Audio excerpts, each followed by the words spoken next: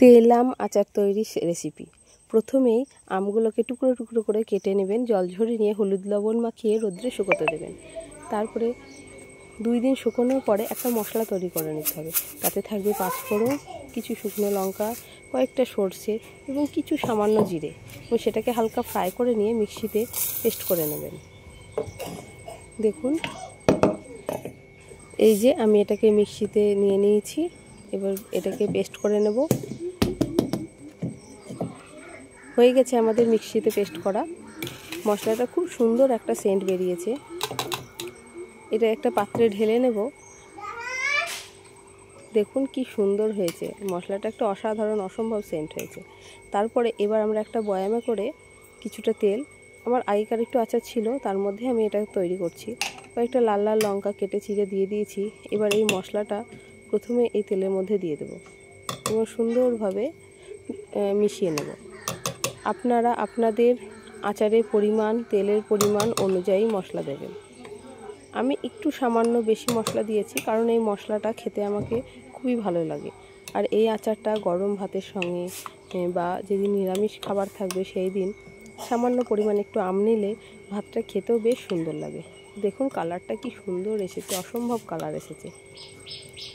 আর এই যে আমটা রোদে দিয়েছিলাম, সেটাতে হলুদ এবং লবণ দুটো মিশিয়ে তবেই রোদে দিয়েছিলাম। জল ঝরে গেছিলো তখন, তারপরে আমি আবার ভেতরে রেখেছিলাম। এই যে আজকের জন্য কয়েকটা আম আমি কেটে রোদ্রে শুকিয়ে নিয়েছি। এইভাবে আপনারা শুকিয়ে নেবেন, দেখে নিন। তারপরে এই তেল এবং মশলা ভর্তি বয়ামের মধ্যে এই আমগুলোকে আমি একটা একটা করে দিয়ে দেব। আচারের বয়ামটা একটু বড় দেখে নেবেন। আপনারা আমার মতন ছোট বয়াম নেবেন না, কারণ আমি যেহেতু একাই খাই এই আচার, আমাদের বাড়িতে অন্যরা কেউ খায় না, কেউ অতটা বেশি পছন্দ করে না। আসলে আচার তো সবার পছন্দের জিনিস নয়, তার জন্য আর কি আমি ছোট বয়াম নিয়েছি। আমের পরিমাণটা আমার একটু বেশিই হয়ে গেছে। যাই হোক, যতটা আঁটে ততটা আমি দেব।